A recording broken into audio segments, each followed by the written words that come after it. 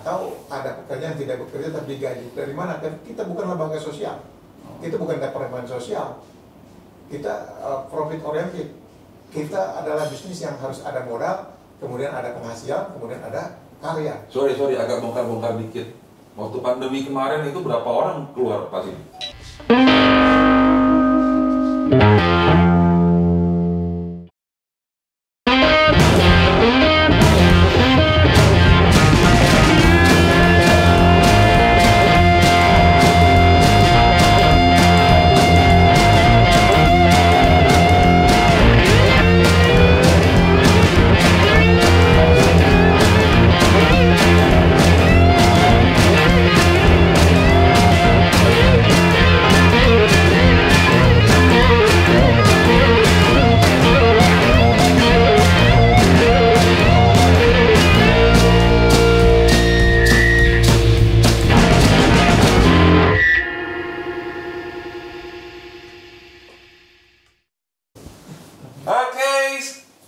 Kita ketemu lagi di Ngobrol Cleaning bersama Bang Lims. Dan sekarang di depan saya sudah ada, masih bersama Bapak Haji Muhammad Sidi SP sebagai Ketua Mumaprindo dan Direktur Lembaga Sertifikasi Profesi Cleaning Service Indonesia. Dan ada yang satu lagi, yang manis-manis. Kayaknya kalau seandainya kurangnya manis-manis kurang. Dan kita perkenalkan, biarkan beliau memperkenalkan diri beliau sendiri. Silakan. Ya, makasih Bang Lim, udah diundang di acara Bang Lim nih. Luar biasa, semangat ya. Saya sendiri namanya Erma Zain. Kebetulan kita punya perusahaan cleaning service juga di bawah beliau. Nah, nama perusahaan kami adalah PT Bintang Karya Sarana. Gitu. Dan kita juga ada tuh retailnya bersih-bersih.co. Bersih-bersih.co. Dan kita sejenis itu Goclean. Sejenis Goclean yang sudah bubar. Dan perlu saya jelaskan kepada para cleaners and clean planners bahwa yang berada depan saya ini orang-orang sangat luar biasa. Beliau, Pak Sidi Haji Muhammad Sidi SP, juga memiliki perusahaan reguler yaitu Sinar Surya Megah, betul ya? Dan Supersik. Jadi selalu main dua nih. Ada yang buat gedung, ada yang buat di rumah ya. Kalau di Bintang ya kan Bu Erma sendiri itu ada Bintang, betul ya? Betul. Bintang Karya Sarana, satu lagi apa? Bersih-bersih.co. Bersih-bersih.co. Jadi di sini ya bukan pengusaha, cuma saya aja. Saya cuma ngebacot doang ya. Baik, nggak apa-apa. Kak Erma, apa kabar? Kabar baik. Tadi saya ketemu sama Pak Sidi, kayaknya masih kurang begitu cerah, ada bunga-bunga. Enggak Pak, bukan begitu. Ini kan jantan harusnya. Nah Kak Erma, ini saya pakai ginian nih karena diperintah sama emak-emak. Harus ya, karena kalau emak-emak nggak perintahkan saya nggak pakai beginian ini kan. kita mesti standar COVID. Nah itu Karena prosedur COVID. Ya, prosedur COVID. Kurang maskernya aja. Nah Kak Erma, sempet lockdown nggak? Lockdown ini ya, WFH. WFH ya? Kita tutup sama sekali juga Enggak ya. Ini efek pandemi ini gimana sih buat Bintang? Luar biasa nih, kalau boleh dibilang ya teman-teman ya, kita saya sharing. Iya, silakan. Boleh dibilang teman-teman ini seolah kayak mati suri ya. Boleh dibilang kayak mati suri. Jadi memang pandemi ini membuat semuanya berimbas gitu, termasuk kayak mal-mal juga tutup. Saya kebanyakan di mall kan. Iya. Mall ada beberapa di seluruh Indonesia, saya ada sebetulnya. Ada. Cuman ini tutup semua. Nah itu teman-teman semuanya kasihan sebetulnya. Bank tutup juga. Bank, semua perkantoran kan tutup. WFH. Itu gimana itu? Nah ini. Waduh. Tapi ya ini kan sebetulnya kita kebijakan secara manusiawi aja ya kita jalankan ya. Soalnya kita nggak ada yang bisa mengelak juga untuk problem ini ya. Ini nggak pernah kita perkirakan sebelumnya ya.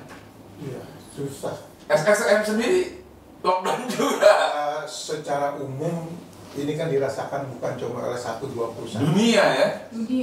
Dunia cleaning merasakan, dunia industri lain juga sama. Artinya ini kan suasana berjamaah. Berjamaah. Ada yang bilang mari kita menangis bersama. Kan gitu.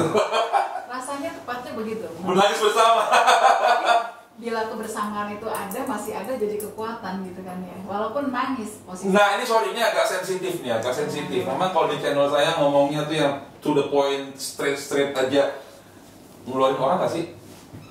Beberapa iya, terus terang ya. Terus terang ya? Saya nggak ada tutupin, tapi beberapa. Pak Sidik? Ya saya kira faktanya bahwa kalau resiko tertinggi yang harus dilakukan adalah pemutusan hubungan kerja. Itu adalah resiko atau sikap yang terakhir yang harus diambil. Kan itu pertempuran antara ini sama ini nih, berantem. Iya, tapi bagaimana mungkin kita bisa menggaji seseorang yang kita juga tidak menerima pendapatan? Atau ada pekerjaan yang tidak bekerja tapi digaji. Dari mana? Kan kita bukan lembaga sosial. Kita bukan departemen sosial. Kita profit oriented. Kita adalah bisnis yang harus ada modal, kemudian ada penghasilan, kemudian ada karya. Sorry, agak bongkar-bongkar dikit. Waktu pandemi kemarin itu berapa orang keluar Pak Sidik? Ya, saya kira hampir rata-rata bisa 50% dari 50% ya? Kalau KR? Nah ini. Boleh dibilang hampir 1.000 Pak. 1.000? Hampir 1.000. Wah, Masya Allah. Jadi memang saya merasakan imbasnya sekali benar. cukup signifikan ya, signifikan Luar banget imbasnya. 1.000 kalau di belakang dia ada satu istri, satu anak saja, berarti 3.000 yang kehilangan mata pencaharian macam. Enggak, Tapi sifatnya standby ya Pak. Jadi dia andai kata dia kembali bekerja, saya akan dahulukan dia. Gitu. Jadi ini mesti dipahami oleh para CSO, para clean squad, para clean planners ini kita belajar juga dengan beliau-beliau senior berdua. Kita mengurangi orang atau memberhentikan orang gitu kan, karena memang dari pusatnya klien kita itu dia sudah nggak beroperasi, betul ya? Betul. Nah, sehingga kita ada pemasukan. Bukan berarti dia masih beroperasi kemudian kita keluarkan, kan nggak seperti itu ya? Betul. Wah, luar biasa. Memang tidak ada pekerjaan yang Nggak ada pekerjaan. Nah itu terus mempertahankan cash flow-nya gimana tuh? Sama-sama bos. Nah ini yang tadi saya pernah sempat sampaikan gitu ya, beberapa yang saya pernah rasakan gitu ya. Jadi memang kita kayak seolah mau tenggelam, tapi kita harus berjuang tuh sekuat tenaga. Apa yang kita dapat kita ya, menangkap apa yang bisa ditangkap. saat ini ya begitu. Jadi Mengamankan memang diri ya, Bu, harus ya. terus aja berjuang, terus jangan pernah lelah, terus tetap semangat. Tapi insya Allah kalau saya pikir ya, kesempatan peluang itu selagi nafas kita berhembus gitu ya, itu peluang selalu ada. Ada. Pasti ada. Salah satunya bikin podcast ya. Betul. Bikin YouTube, jadi YouTuber. Jangan lupa Bu Erma ini, Kak Erma ini, aku panggil KR. Kak Erma ini seorang YouTuber juga dan memiliki channel YouTube apa namanya? Bersih-bersih.com. Di subscribe, like dan di share.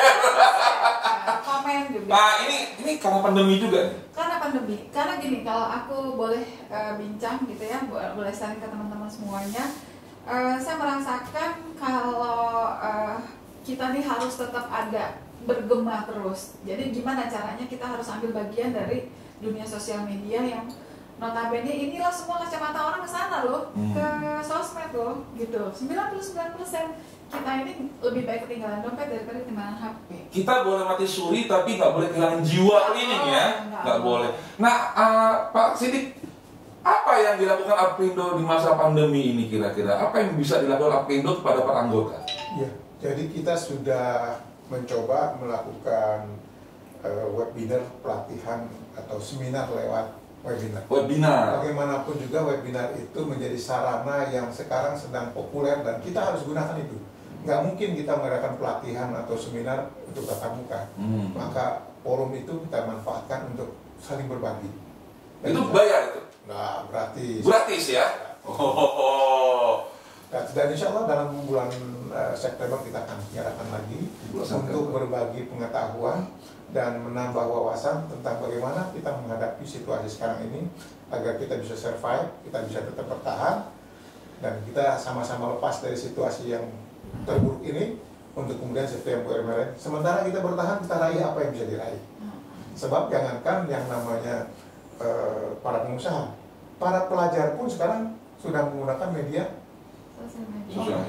sudah menggunakan media virtual. Nah, kalau kita tidak memanfaatkan situasi ini dan memanfaatkan perkembangan teknologi ini, Pak, kita akan tertinggal. Ini sudah keberapa kali webinar ini? Oh, baru pertama, sekarang mau kedua nih. Oh, yang kedua. Yang pertama apa kalau boleh tahu judulnya? Wah, saya agak lupa kemarin. Oh, Agak oke. lupa. Nah, yang kedua ini apa judulnya nanti? Saya nanti akan bicarakan dulu dengan bagian pelatihan, karena saya tidak karena sekarang sesuatu yang berkaitan dengan pembidangan itu berjalan. Oke. Jadi kan ada bidang pendidikan latihan. Jadi kalau nggak salah tadi perbincangan kita sama Pak Sidik ini luar biasa. Kalau nggak salah periode kedua ini memperkuat sumber daya manusia ya? Ya, manusia dan konsolidasi untuk pembentukan dan penguatan daerah-daerah. Penguatan daerah-daerah. Memang sudah ada berapa, apa namanya? 18 provinsi. Provinsi, 18 provinsi. Ya. Nah ini dia Pak Sidik. Banyak orang yang kesulitan, itu namanya dia dari Lampung gitu kan. Nah Lampung itu mesti kemana, ya kan? Palembang mesti kemana? Daerah-daerah yang Kalimantan namanya mesti kemana itu bisa dilihat di mana tuh nomor kontaknya? Segera kita akan perbaiki website kita, Mm-mm. di mana alamat-alamat semua daerah akan segera ditampilkan. Oke. Agar para teman-teman di daerah bisa menghubungi langsung di daerah. Ya, kita perbaiki website. Siap. Websitenya harus diupdate. Siap. Saya ketawa karena saya tahu sesuatu. Baik, kembali ke Kak Erma yang umur 25 sekarang. 25++. 25 plus. Ini kan ibarat kalau tadi ya, Pak Sidik ya, Bu Erma, Kak Erma ya. Kita ibarat ke bawah arus sungai, ya, arusnya besar sekali, kita udah buta masuk kepala itu ke dalam air, akhirnya meraih apapun yang bisa dipegang supaya nggak hanyut kan begitu ya. Ini yang dilakukan oleh Bintang apa kira-kira solusi inovasi gitu yang dilakukan selama pandemi ini sampai hari ini tetap masih bertahan? HO masih oke ya? Masih oke. Orangnya nggak ada yang keluar HO ya? Ada. Nah itu gimana? Oh, karena uangnya banyak, Nggak juga ya. iya kan? Nggak juga. Triliunan, Amin ya, mudah-mudahan ya. gitu. Nah, itu gimana Kak Erma? Kita sih selalu, saya mengajarkan ke teman-teman saya, tim-tim saya ini selalu positive thinking ya, bahwa kesusahan ini tidak berlangsung lama kok. Jadi itu yang kita bangun. Badai pasti berlalu. Badai pasti berlalu. Udah itu udah hukumnya Allah ya. Jadi di mana ada kesusahan di situ ada kemudahan. Jadi memang kita harus laluin. Yuk kita bertahan bareng-bareng, kita sama-sama saling menguatkan. Insya Allah ini kita bisa laluin, gitu. Dengan positif-positif yang kita bisa memberikan ke teman-teman semuanya, gitu ya. Mereka juga terbangun jiwanya, sehingga dia juga mau bertahan. Sorry maaf ini agak sensitif. Orang-orang HO gajinya utuh atau? Insya Allah utuh. Utuh? Saya utuh, insya Allah. Cuman mungkin yang lembur kita kurangin, jadi memang tidak. Itu cash flow-nya gimana bisa bertahan gitu ya? Kan memang dari sebelumnya kita masih ada tabungan-tabungan. Oh tabungan. Jadi ini yang kita kita kondisikan sedikit-sedikit dan lagi apa yang bisa kita perbuat, misalnya nih kita ada logistik kan, ada jualan chemical misalnya, ya kan? Jualan alat-alat, walaupun bekas mereka ada yang nanya kok, itu berapa persen masih bisa berfungsi, alat-alatnya, mesin-mesinnya, kita masih jual dengan harga yang umum biasa lah ya, sewajarnya gitu. Jadi makanya tadi saya bilang di mana ada kesulitan pasti peluang ada, beberapa peluang ada. Nah kita ambil peluang-peluang itu, kita cari peluang-peluang itu. Kalau nggak dicari nggak ada tuh peluang. Jadi innamal usri yusra, innamal usri yusra. Pak Sidik, bagaimana caranya SSM masih bertahan sampai hari ini? Ya, saya kira sama dengan yang dilakukan Bu Erma. Jual kimia juga? Bahwa ya, jual kimia, dan itu salah satu yang paling bagus sekarang ini adalah home cleaning. Home cleaning. Karena bagaimana mungkin situasi sekarang di mana manusia atau keluarga itu lebih senang dan harus tinggal di rumah tidak bersih, kan perlu bersih. Jadi SSM-nya mandek, super resitnya melaju nih ya. Saya kira begitu. Bintangnya agak mandek, Mati Suri, bersih-bersih.co.id-nya betul ya? Bersih-bersih.co itu jalan. Rame. Alhamdulillah sampai sekarang masih ada yang minta continue per seminggu sekali bahkan. Jadi perkantoran itu juga memang menjalankan COVID ya, standar COVID itu mereka mesti jalanin, dan itu salah satunya kami mengisi. Ada sebagian orang clean planner yang berpikir gini, zaman pandemi seperti sekarang ini kan orang duit lagi diginiin tuh, lagi dipegang duit gitu kan, terus kok bisa jalan, super resik jalan, ini jalan tuh katanya duit dipegang. Ya memang kita harus berhati-hati mempergunakan uang, mengeluarkan uang. Tapi dengan apa yang kita dapatkan gitu ya, value-nya yang kita dapatkan gitu ya, ya seimbang aja sih. Jadi ada yang harus kita keluarkan. Ya, memang duit harus diperketat, pengeluaran harus sesuai dengan kebutuhan. Tapi ada satu yang tidak bisa tidak, di mana sekarang ini orang cenderung hidup ingin bersih dan sehat. Karena semua orang kan takut penyakit COVID ini, di mana orang harus rumahnya harus steril, harus segala macam, harus bersih.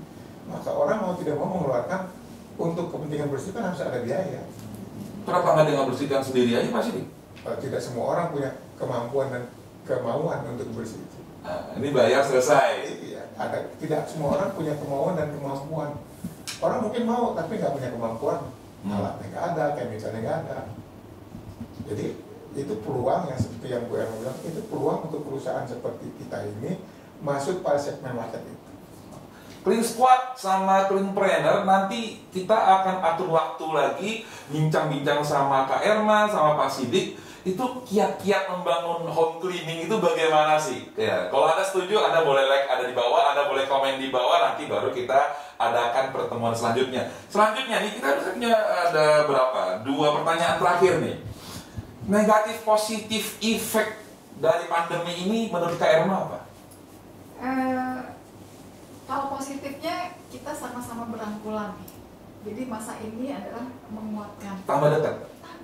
Tambah akrab. Saya dengan keluarga ketemu anak saya tiap hari, bisa berangkulan bareng. Tambah dekat saya dengan tim-tim di kantor saya juga ketemu bareng, kita saling menguatkan. Itu positifnya. Itu dapat energi tersendiri, luar biasa loh energinya itu. Kayak naik perahu di tengah laut kena badai, pegangan gitu ya. Pegangan itu kuat gitu. Jadi kita saling mengisi ya, saling menguatkan. Itu nggak ada dapat di mana kita terkondisi dengan situasi lah, rasa itu ya. Ini kayak outbound ilahi ya. Betul. Kalau kita kembalikan ke yang atas tuh ya, memang seperti itulah adanya ya. Luar biasa. Pak Sidik, positifnya kan, negatifnya udah banyak kita tahu lah. Positifnya pandemi ini apa? Yang pertama, semua orang lebih peduli terhadap kebersihan dan kesehatan. Karena bagaimana mungkin dulu kita untuk lihat di sebuah rumah atau sebuah kantor di depan disediakan tempat cuci tangannya sudah jarang. Sekarang semua kantor, rumah-rumah, dan semua orang peduli untuk mencuci tangan, paling tidak bawa hand sanitizer di dompet atau di kantongnya. Kemudian juga semua orang untuk peduli terhadap pakai masker, dan termasuk kita pakai ini face shield ya. Coba, yang itu tidak pernah terbayang 2 tahun lalu kita harus dipaksa pakai ini. Sebenarnya ini satu lambang bahwa kita harus tetap menjaga kebersihan dan kesehatan. Nah, ke depan setelah pandemi pun sudah beres, kita tetap harus mempertahankan pola hidup bersih dan sehat. Oke, pertanyaan terakhir, karena beliau ada janji dengan BNSP kalau nggak salah ya, jam 1:30, jam berapa terakhir. Setelah pandemi ini berlalu, apa yang akan Bintang lakukan? Banyak hal ya tentunya ya. Kita udah belajar dari yang kesusahan, otomatis di posisi yang mudah kita akan jadi lebih dimudahkan. Banyak hal ya. Jadi gini tipsnya ya. Ini seolah kita jadi menanam benih. Insya Allah pada saat nanti ini setelah berlalu akan menuai benih itu. Ya, seperti itu sih. Jadi memang kerja keras. Kerja keras. Betul. Jangan pernah putus asa. Jangan putus asa. Nah itu. Soalnya nanti insya Allah pasti akan mendekati kepastian ya, bahwa nanti setelah ini akan ada kemudahan. Apa yang dirancang kepada SSM dan Super 6 setelah pandemi ini berlalu? Ya, saya kira sebagai wajarnya bahwa kita ingin meraih yang terbaik, dan seperti yang Bu Erma bilang, tanamkanlah sekarang kebaikan sebanyak-banyaknya. Salah satunya menginfokan tentang hidup sehat, hidup bersih. Sekarang kita lakukan ini, mudah-mudahan besok ada hasil yang lebih baik. Amin. Oke, Pak Sidik, luar biasa. Terima kasih sudah datang ke studio ini. Dan Kak Erma, terima kasih juga. Ini saya pinjam studio Kak Erma. Kak Erma niat banget bikin studio yang kayak gini. Mungkin efek pandemi jadi artis akhirnya seperti itu. Dan semoga Anda semua dalam keadaan sehat, selamat, sejahtera, sukses, dan semangat selalu insya Allah. Sukses juga untuk Bang Lim. Terima kasih banyak dan sukses buat bersih-bersih, Super Resik dan perusahaan Anda semuanya. Sukses buat kita semua. Sukses buat kita semuanya dan para Clean Squad dan Clean Planners. Anda dapat melihat dua sosok depan saya ini sangat luar biasa. Diterpa oleh angin ribut yang demikian berat masih bisa senyum.